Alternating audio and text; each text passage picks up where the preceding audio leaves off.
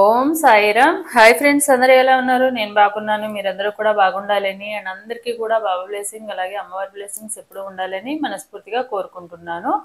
ఈ రోజు వీడియో వచ్చేసి మీ మనసులో ఉన్న వ్యక్తి మీకు ఏం చెప్పాలని అనుకుంటున్నారు అండ్ వాళ్ళ మనసులో మీ గురించి ఎలా అనుకుంటున్నారు, దీనికి సంబంధించిన రీడింగ్ అనేది మనం తీద్దాము. సో నా వీడియోలోకి వెళ్ళే ముందు నా వీడియో కనుక నచ్చితే లైక్ చేయండి, షేర్ చేయండి, సబ్స్క్రైబ్ చేసుకొని వాళ్ళు సబ్స్క్రైబ్ చేసుకోండి, అలాగే బెల్ ఐకాన్ కూడా క్లిక్ చేయండి. అప్పుడే నేను చేసే న్యూ వీడియోస్ ఒక నోటిఫికేషన్ అనేది వస్తుంది. అలాగే ఎవరికైనా పర్సనల్ రీడింగ్స్ కావాలంటే కనుక టారో పరంగా కానీ, వేదిక న్యూమరాలజీ పరంగా కానీ, ఆరస్కానికి సంబంధించిన కానీ ఏవైనా కూడా కావాలంటే కనుక ఇవన్నీ కూడా పెయిడ్ రీడింగ్స్ మాత్రమే. ఇంట్రెస్ట్ అండ్ నమ్మకం ఉన్న వాళ్ళు మాత్రమే స్క్రీన్ మీద ఉన్న వాట్సాప్ నెంబర్కి కాంటాక్ట్ అవ్వండి. And aroma oils and yantras అనేవి ఉన్నాయి. ఇంట్రెస్ట్ ఉన్న వాళ్ళు డిస్క్రిప్షన్లో ఒకసారి చెక్ చేయండి.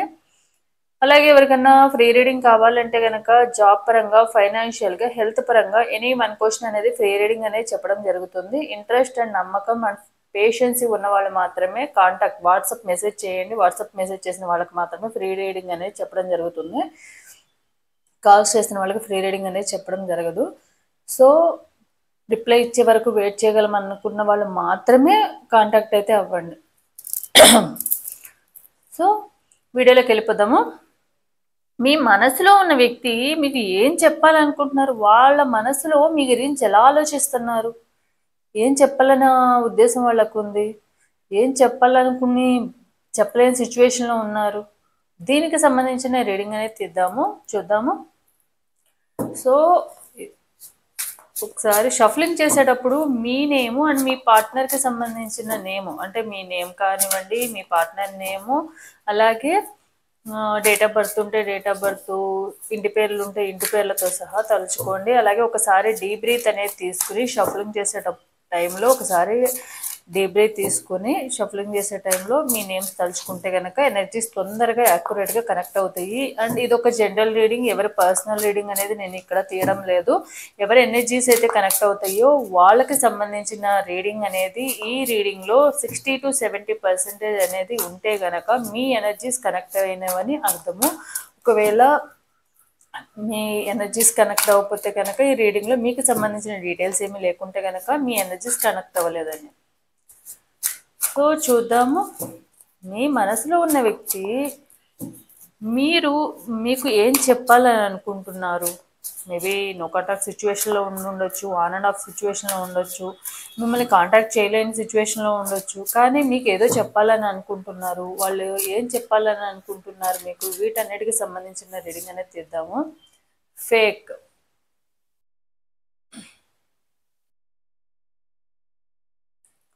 Fake, vibration,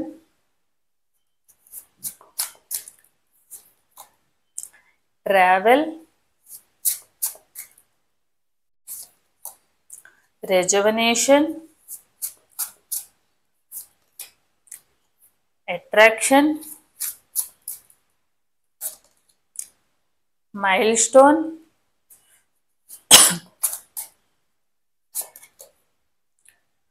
ఫ్రాగ్రైల్,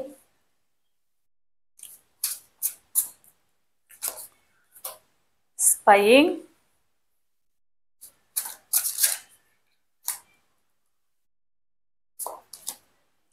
crush,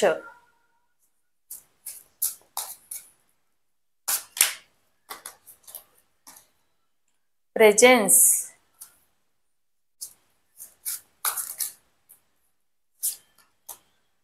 toxicity, secret love,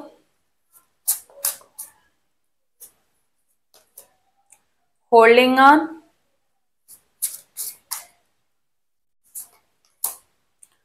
mistrust, question,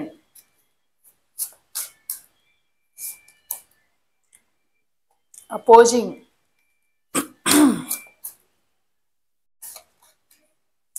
dependence, family.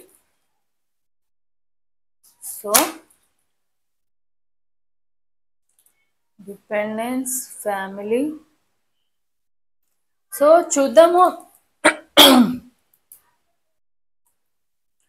So మీ మనసులో ఉన్న వ్యక్తి మీకు అసలు ఏం చెప్పాలని అనుకుంటున్నారు? అసలు మీ ఇద్దరి మధ్య ఏం జరిగింది?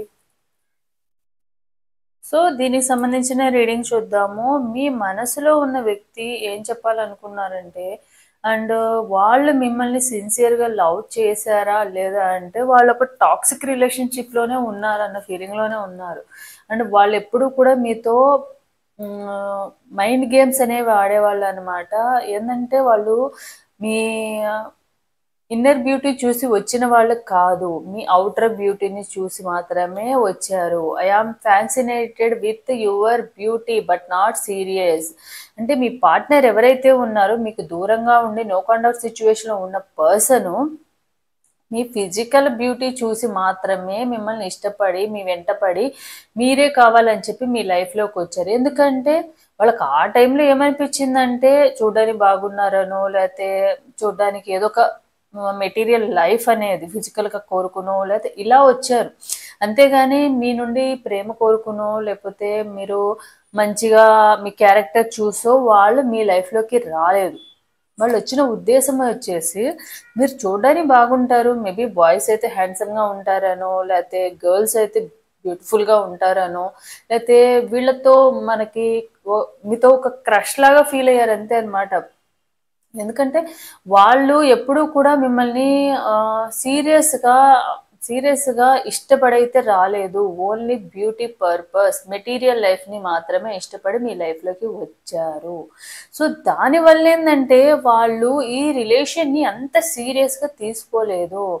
మేబీ కొంతమందికి పాస్ట్ లైఫ్లో వేరే ఉన్నా కూడా అండ్ ప్రజెంట్ మీ లైఫ్లోకి వచ్చి మళ్ళీ ఏదో ఒక రీజన్తో ఉండి కొన్ని రోజులు ఉండి మీకు మంచిగా ప్రేమ ఉందని చూపించి ఫిజికల్గా మూవ్ ఆన్ అయిపోయి తర్వాత మళ్ళీ ఈ రిలేషన్ వద్దు. పాస్ట్లో ఏంటంటే మీకు మీకు మ్యారేజ్ ప్రపోజల్స్ చేయడము, మ్యారేజ్ చేసుకుంటామని చేయడం. అంటే మీ పార్ట్నర్ ఎవరైతే ఉన్నారో వాళ్ళు చాలా తెలివైన వాళ్ళు అనమాట. వాళ్ళ తెలివి ఎలా అంటే నార్మల్గా ఎవరైనా కూడా ఇష్టపడుతున్నారు, నేను లవ్ చేస్తున్నాను అని చెప్పకుండా చాలామంది నేను మ్యారేజ్ చేసుకుంటానన్న ఉద్దేశంతో ఇచ్చారు. అలా అంటే మీరు ఒక స్ట్రాంగ్ బాండింగ్ అనేది ఏర్పడుతుంది, వాళ్ళ మీద నమ్మకం ఏర్పడుతుంది. నన్ను ఏదో లవ్ చేస్తున్నాను టైం పాస్ చేస్తానని నాకు చెప్పడం లేదు, నన్ను మ్యారేజ్ చేసుకుంటానని అంటున్నారు కాబట్టి జెన్యున్గా ఉన్నారని మీరు ఫీల్ అయ్యారు.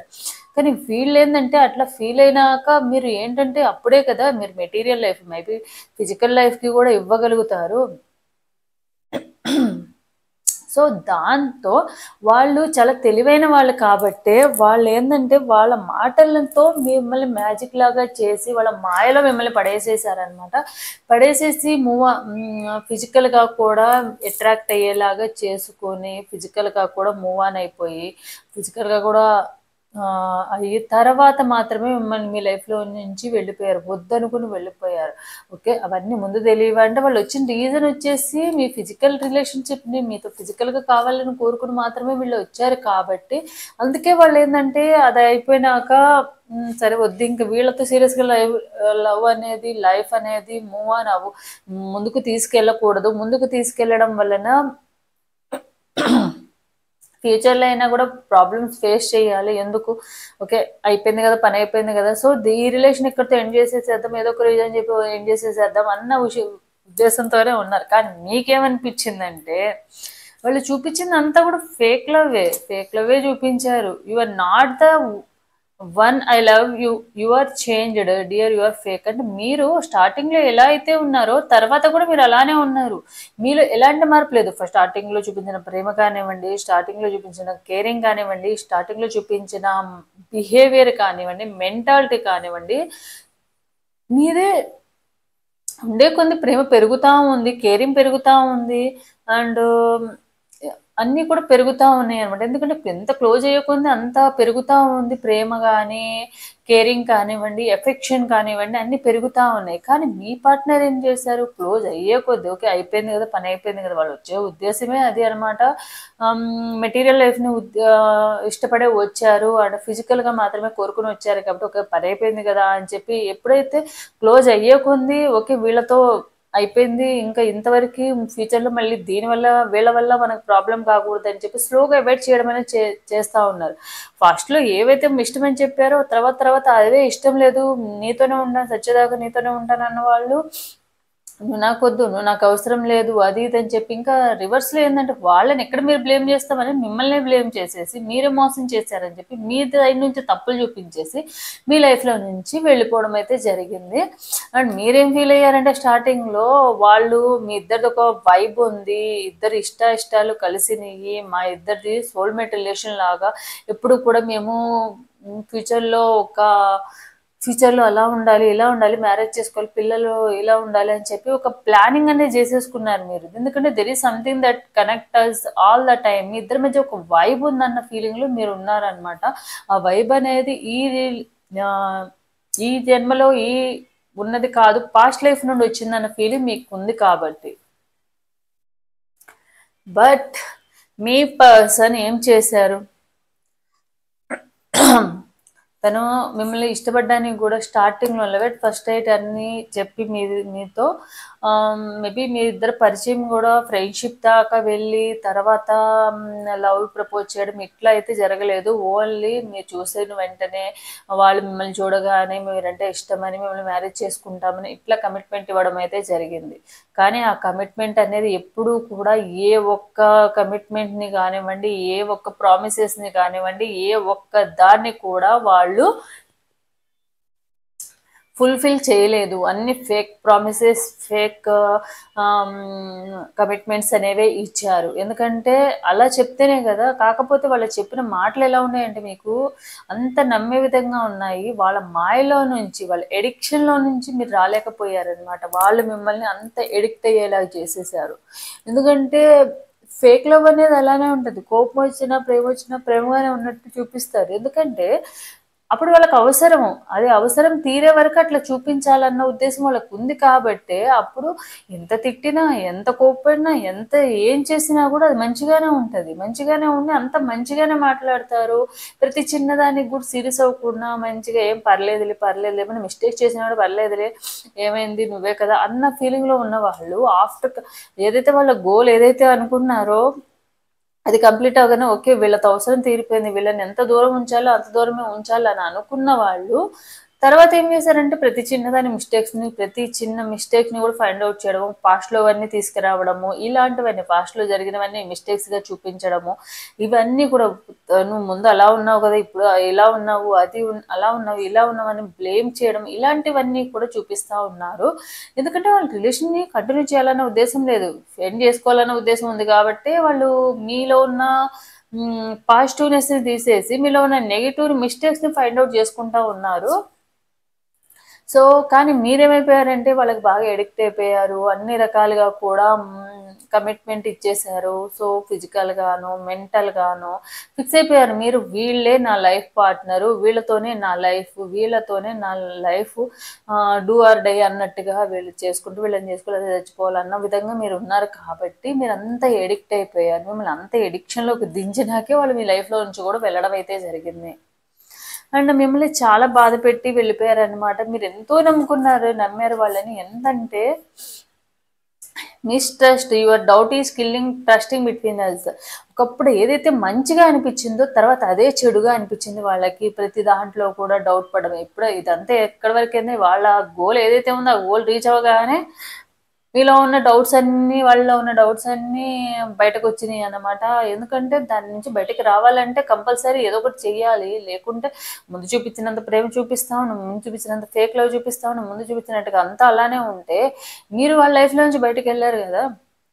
సో అలా అందుకని చెప్పి అంటే మీరు ఒక సెన్సిటివ్ పర్సన్, తొందరగా అందరినీ గుడ్డిగా నమ్మేసి ఏదైనా ఎవరైనా హెల్ప్ కావాలన్నా కూడా అదే విధంగా గుడ్డిగా నమ్మేసి వెళ్ళే పర్సన్, అలాగే ఎవరైనా ఏమైనా చెప్పినా కూడా నమ్మేసే పర్సన్ కాబట్టి మిమ్మల్ని ఈజీగా నమ్మించవచ్చు అన్న మీ వీక్నెస్ అనేది తెలుసు వాళ్ళకి. సో మిమ్మల్ని ఎడిక్షన్లో ఉంచేసి మీరు వాళ్ళకి బాగా ఎడిక్ట్ అయిపోయినాక ఇంకా మాటలతో బాధ పెట్టడము, మాటలతో హింసించడము, అనవసరమైన ఫాల్స్ స్టేట్మెంట్స్ చేయడము, మిమ్మల్ని డౌట్ పడ్డము, ఇలాంటివన్నీ చేసి నాకు వద్దు, ఈ రిలేషన్ ఎండ్ చేసేస్తున్నాను, నువ్వు నాకు అవసరం లేదు, ఒకప్పుడు వెంటపడి నిన్ను ఇష్టపడుతున్నాను, నిన్ను పెళ్లి చేసుకుంటాను అని చెప్పి వచ్చిన మీ పార్ట్నర్ ఎవరైతే ఉన్నారో వాళ్ళు అప్పుడు ఈ అవసరం తీరిపోగానే ఇలాంటి ప్రామిసెస్, ఇలాంటి బ్లేమ్సే చేసేసి మీ లైఫ్లో నుంచి వెళ్ళిపోయారు.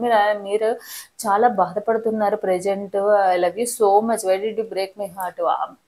స్టార్టింగ్లో నేనంటే అంత ఇష్టం అని చెప్పి నా లైఫ్లోకి వచ్చి నన్ను డిస్టర్బ్ చేసి మరీ నా గోల్స్, నా కెరీర్ ఇవన్నిటిని నేను డిస్టర్బ్ అయిపోయి నీ లైఫ్లోకి వచ్చి నిన్ను నా లైఫ్ పార్ట్నర్గా, నా లవ్ పార్ట్నర్గా ఎడిక్ట్ అయిపోయినాక నువ్వు ఎందుకు ఇలా చేస్తున్నావు అని చెప్పి మీరు చాలాసార్లు అడగాలని అనుకున్నారు, అడిగారు కూడా. వాళ్ళ సైడ్ నుంచి ఎలాంటి సమాధానం లేదు, ఎందుకంటే వాళ్ళ సైడ్ నుంచి అన్ని మిస్టేక్సే ఉన్నాయి కాబట్టి.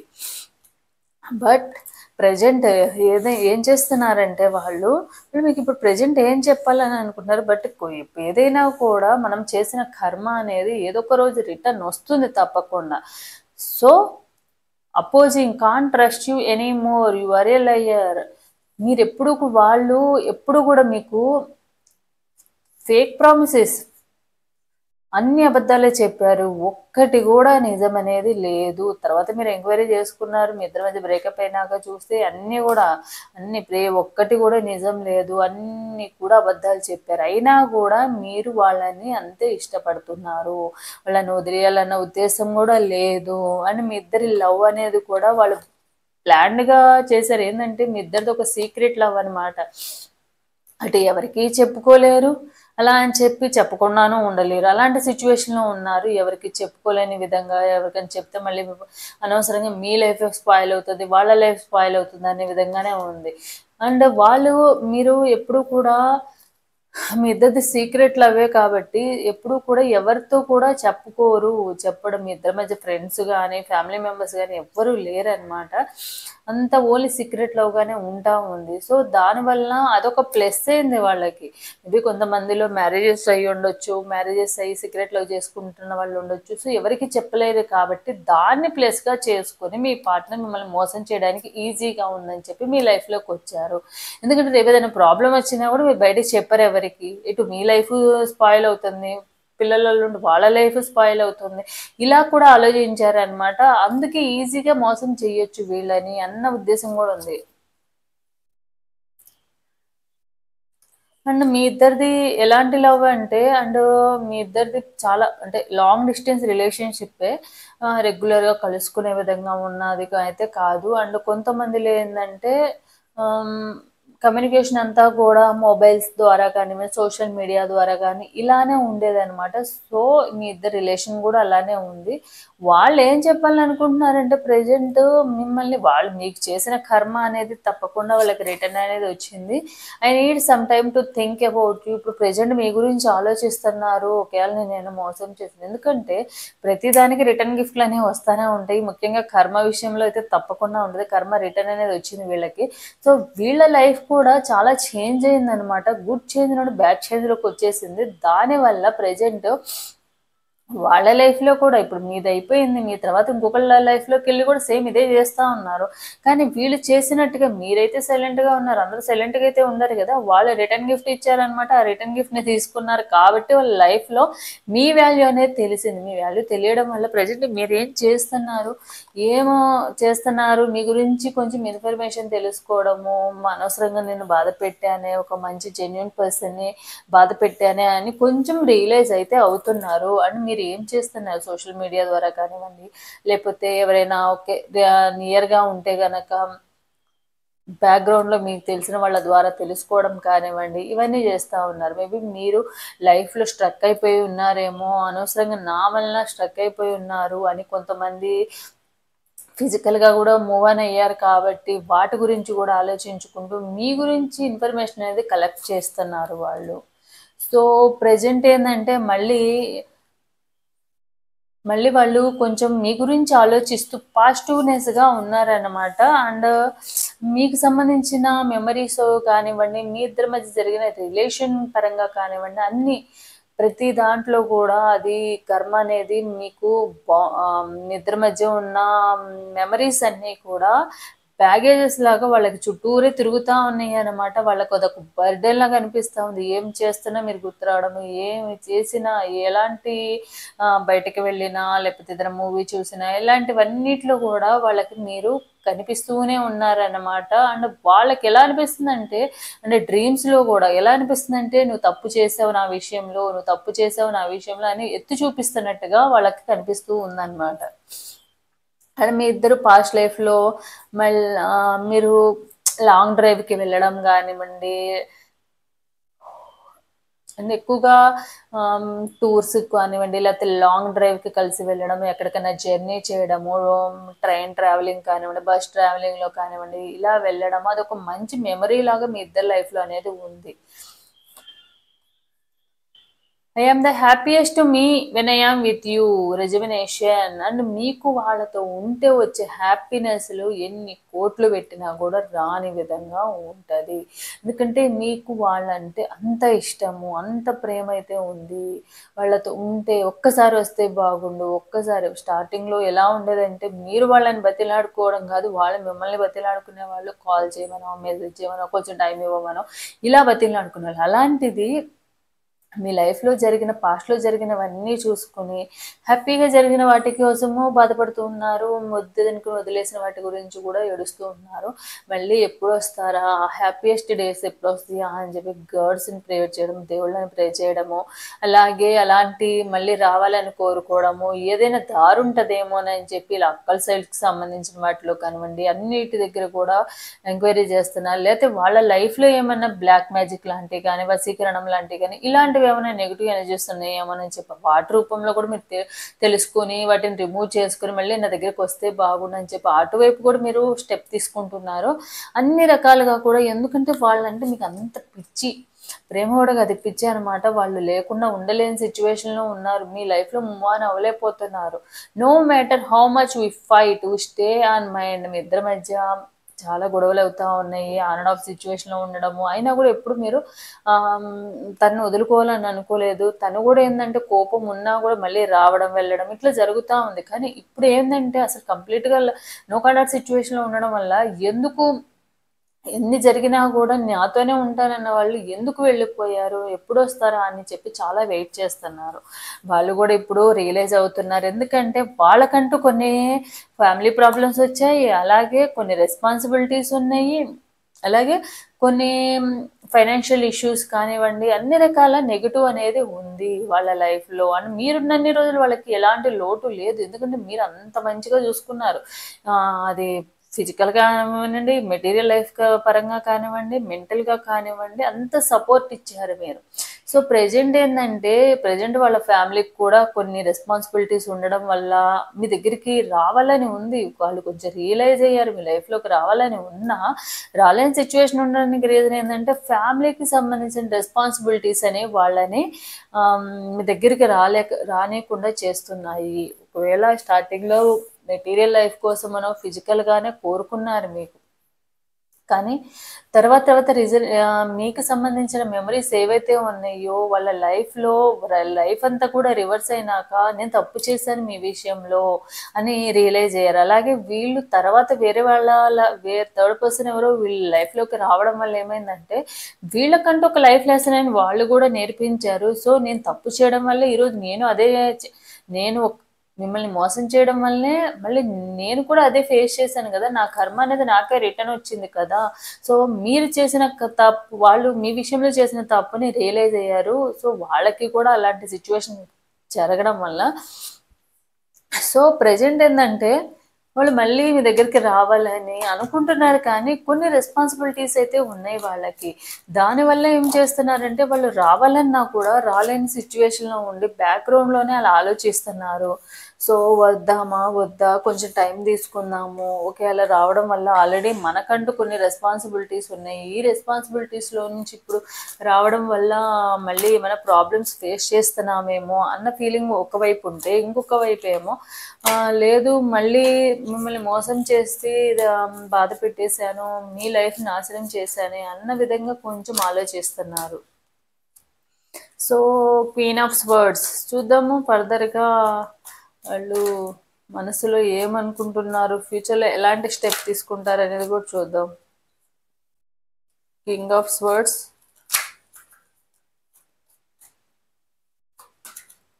The sun,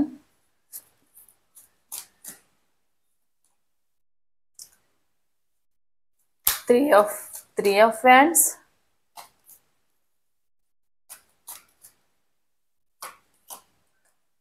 queen of pentacles, seven of cups, knight of swords,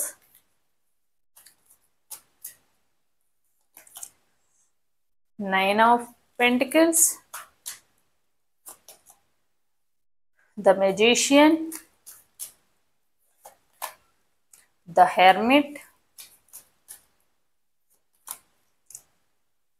six of cups, the star,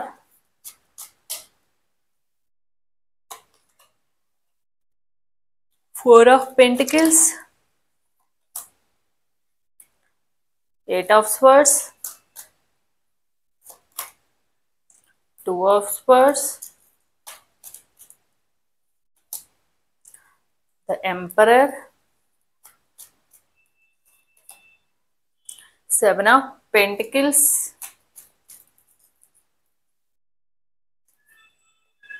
five of swords. So మీ పార్ట్నరు ప్రజెంట్ ఎలాంటి సిచ్యువేషన్లో ఉన్నారు అండి, ఏం చేస్తున్నారు అండి, ఏం ఆలోచిస్తున్నారు మీ గురించి అంటే ప్రజెంట్ అయితే వాళ్ళ సిచ్యువేషన్ మామూలుగా లేదు. ఏదైతే మీకు ఇచ్చారో సేమ్ అదే వాళ్ళకి రిపీట్ అవుతుంది. మిమ్మల్ని ఎంత పెయిన్ అనేది అనుభవించి చేశారో, ఎన్ని ప్రాబ్లమ్స్ మీ లైఫ్లో ఉండగా మిమ్మల్ని వదిలేసి వెళ్ళారో, వాళ్ళ లైఫ్లో కూడా అలాంటి సిచ్యువేషన్లో కూడా ఉన్నారు.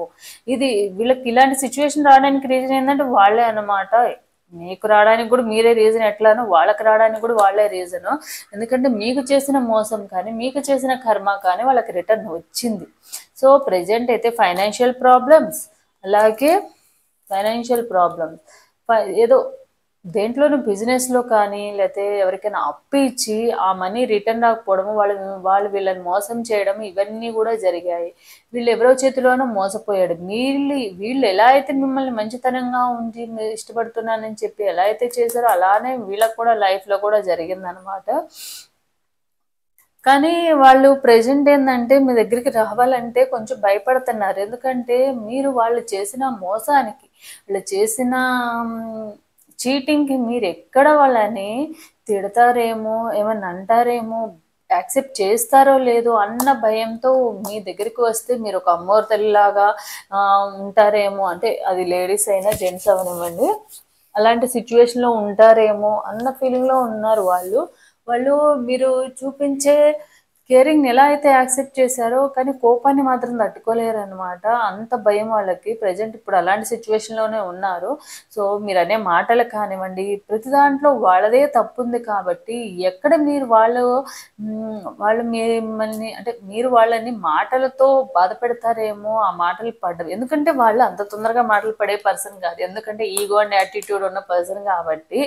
సో వచ్చి మీ చేత అనిపించుకోవడం అవసరమా అని అన్న ఫీలింగ్లో ఒకవైపు ఉంటే, వాళ్ళ ప్రాబ్లమ్స్ వలన వాళ్ళు వేరే ఆప్షన్ లేదు, మీరు తప్ప వేరే ఆప్షన్ లేదనమాట. దానివల్ల కూడా మీ దగ్గరికి రావాలన్న ఉద్దేశం అయితే ఉంది వాళ్ళకి. ఎందుకంటే మీరు ఎలాంటి పర్సన్ అంటే ఒక కైండ్ నేచర్ ఉన్న పర్సన్, ఎవరికైనా కూడా జాలి ఎక్కువగా చూపించే పర్సన్, క్షమించే గుణం ఎక్కువగా ఉన్న పర్సన్ కాబట్టి క్షమిస్తారన్న ఉద్దేశంతో ఒకవైపు ఉంటే, లేదు మళ్ళీ క్షమించడం ఏమో కానీ నేను వెళ్తే కనుక, మళ్ళీ నేను ప్రేమగా వెళ్తే కనుక నన్ను మాటలతో బాధ పెడుతుందేమో, నువ్వు అది చేసావు ఇది చేసావు అని అంటారేమో, అప్పుడు అలా ఎందుకు చేసావు, వీళ్ళు ఇప్పుడు ఇలా ఎందుకు చేసావు అని పాయింట్అవుట్ చేస్తారేమో, మనం అసలే మాట అంటే పడేవాళ్ళం కాదు కదా, అలాంటప్పుడు మళ్ళీ ఎందుకు ఇలా అన్ని అనిపించుకోవడం అవసరమా అని కూడా ఒక విధంగా ఆలోచిస్తున్నారు. కాకపోతే వాళ్ళు చేసిన కర్మకి రిటర్న్ వచ్చిందన్న ఫీలింగ్ రియలైజ్ అయితే అవుతున్నారు.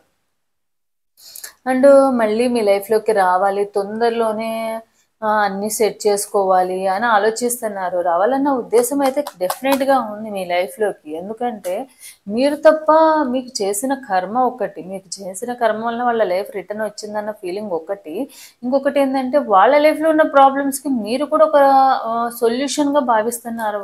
మీరు తప్ప ఎవరు వాళ్ళ ప్రాబ్లమ్స్ని సాల్వ్ చేయలేరు అన్న ఫీలింగ్లో కూడా ఉన్నారనమాట. అండ్ కొంచెం ఇమాజినేషన్ చేసుకుంటున్నారు, వస్తే ఏమంటారో, లేకపోతే రాకుంటే మళ్ళీ నాకు లైఫ్ ఇలా ఉంటుందేమో. అండ్ మీరున్నప్పుడు వాళ్ళ లైఫ్ చాలా హ్యాపీగా ఉంది, మీరు వెళ్ళిపోవడం వల్ల కూడా ఇలా అయిందేమో. అంటే వీళ్ళ మెంటాలిటీ కూడా డ్యూయల్ మెంటాలిటీ అనమాట. ఒక స్టేబుల్గా ఒక దాని మీద స్టాండ్ తీసుకున్న పర్సన్ అయితే కాదు. వీళ్ళు చేసేవన్నీ ఫేక్ ఫేక్ ప్రామిసెస్. అండ్ వీళ్ళు దేని మీద కూడా స్టాండ్ తీసుకోరు. వీళ్ళ మైండ్ సెట్ ఎప్పుడు కూడా సెల్ఫిష్గా ఉంటారు అన్నమాట. ఎంత సెల్ఫిష్ అంటే వాళ్ళు బాగుంటే చాలు, వాళ్ళు మాత్రమే బాగుండాలి అన్న విధంగా ఆలోచిస్తారు. వాళ్ళ బాగుండడానికి పక్కన వాళ్ళని బలి చేసినా కూడా వీళ్ళని ఆశ్చర్యపోవాల్సిన అవసరం లేదు. అలాంటి మెంటాలిటీ ఉన్న పర్సన్స్ అనమాట వీళ్ళు. అంటే ప్రజెంట్ ఏంటంటే ఆలోచిస్తున్నారు, ఇటు మీ దగ్గరకు వచ్చినా ప్రాబ్లమే, రాకున్నా ప్రాబ్లమే. ఎందుకంటే వచ్చారనుకోండి, నువ్వు నన్ను మోసం చేసావు, నన్ను ఎందుకు ఇలా చీట్ చేసావు అని చెప్పి మీ చేత అనిపించుకోవాలి. రాకపోతే అక్కడ ఉన్న ప్రాబ్లమ్స్ని సాల్వ్ చేసుకోలేకుండా ఉండాలి. ఇలాంటి సిచ్యువేషన్లో ఉన్నారు. ముందుకు రాలేక అటు వెనక్కి రాలేక ఎలాంటి సిచ్యువేషన్లో ఉన్నారంటే ఎటు కదలేని సిచ్యువేషన్లో ఉండిపోయారు. లైఫ్లోనే స్ట్రక్ అయిపోయారనమాట మీ పార్ట్నరు.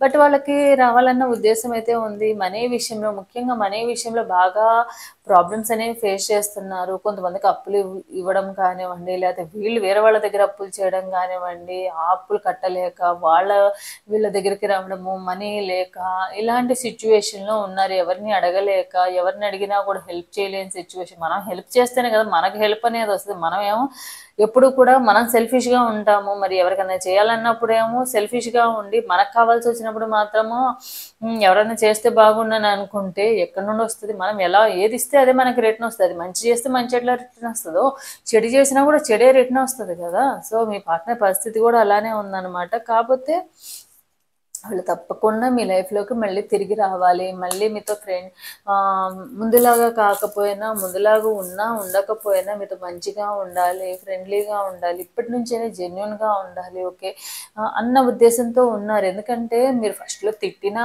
కూడా తర్వాతైనా మీరు మీ సాఫ్ట్నెస్ వలన, మీ కైండ్నెస్ వలన మీరు అన్ని రకాల వాళ్ళకి హెల్ప్ చేస్తారు. మీరు ఒక స్ట్రెంగ్త్ లాగా వాళ్ళు ఫీల్ అవుతున్నారు అనమాట.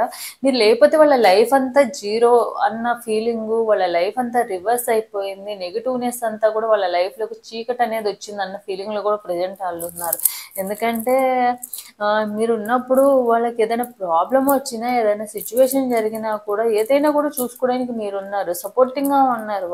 మీరు ఎంత పెద్ద ప్రాబ్లం అయినా కూడా మీరు రిస్క్ చేసి మరి వాళ్ళని ఆ ప్రాబ్లంలో నుంచి సాల్వ్ చేశారన్నమాట. అలాంటివన్నీ కూడా గుర్తొస్తున్నాయి తనకి. ఇప్పుడు ప్రజెంట్ ఉన్న సిచ్యువేషన్లో మళ్ళీ నేను నెంబర్ 1 లాగా ఉండాలి అంటే, అథారిటేటివ్గా నేనంటూ ఒక గుర్తింపు ఉండాలి అంటే మళ్ళీ మీ దగ్గరికి వచ్చి ఇప్పుడున్న ప్రాబ్లమ్ని సాల్వ్ చేసుకోవాలి అన్న ఉద్దేశం అయితే ఉంది.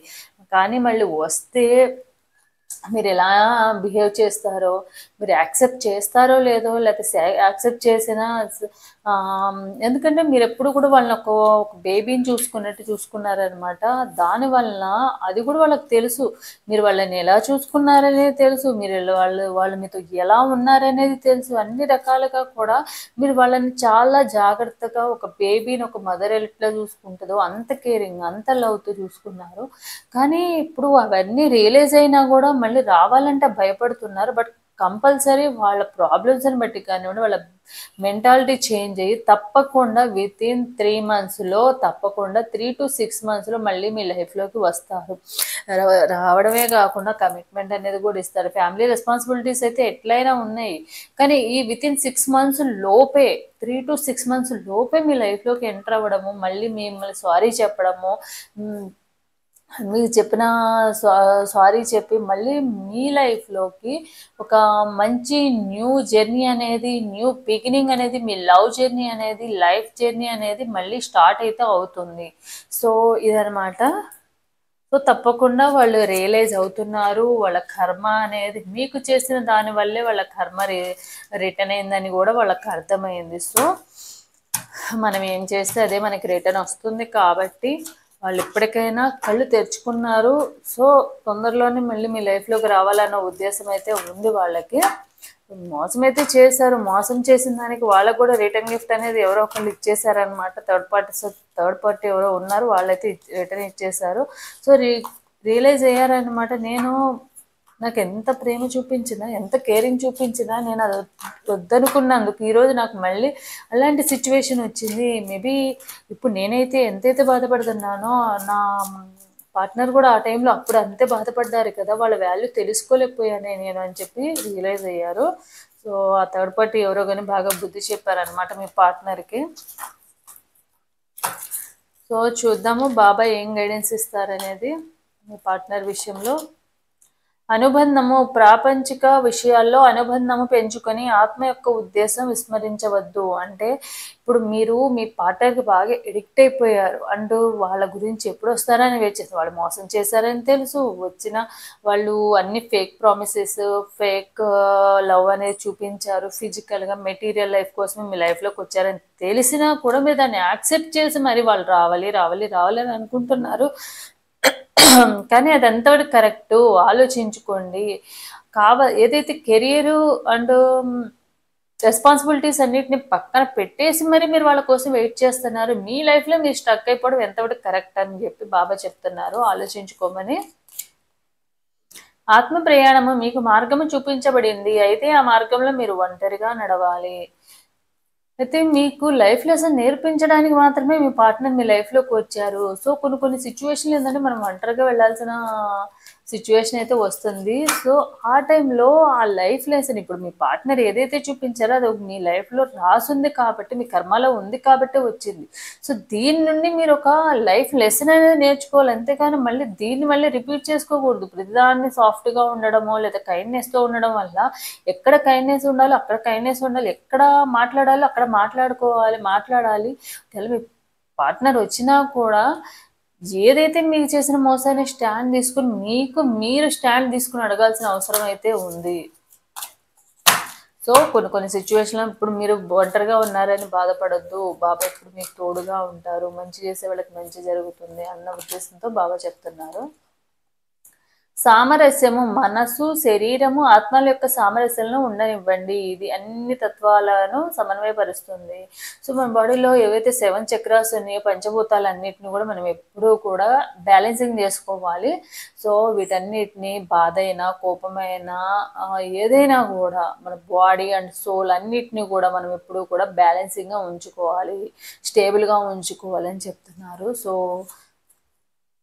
బాబా మీకు ఇప్పుడు ప్రజెంట్ ఉంటే మీ పార్ట్నర్ కావాలి, మీ పార్ట్నర్ నా లైఫ్లోకి వచ్చేయాలి, లేకపోతే నేను చచ్చిపోతాను అన్న విధంగా ఆలోచిస్తున్నారు మీరు. సో దీన్ని బట్టి మీరు ఏం చెప్తున్నారంటే బాబా మీ బాడీలో ఉన్న వాటిని 7 చక్రాస్ని అలాగే పంచభూతాలన్నిటినీ కూడా మీరు బ్యాలెన్సింగ్ చేసుకొని మీ బాధని మీ కోపాన్ని అన్నిటినీ కూడా బ్యాలెన్సింగ్ చేసుకుని మీ లైఫ్లో మీరు స్టాండ్ తీసుకోవాలి, మీ లైఫ్లో ముందుకు వెళ్ళాలి. లవ్ ఒకటే లైఫ్ కాదు. సో వచ్చే వాళ్ళు ఎలా అయినా వస్తారు, మీ లైఫ్లో వాళ్ళు రావాలని రాసింది కాబట్టి వచ్చారు, మళ్ళీ వాళ్ళు మీ లైఫ్లో రావాలని ఉంటే తప్పకుండా మళ్ళీ వస్తారు. దానికోసం మీ లైఫ్లో స్ట్రక్ అయిపోవడం ఎందుకు ఉండాలి అని చెప్తున్నారు. సో ఇదన్నమాట ఈరోజు వీడియో అనేది.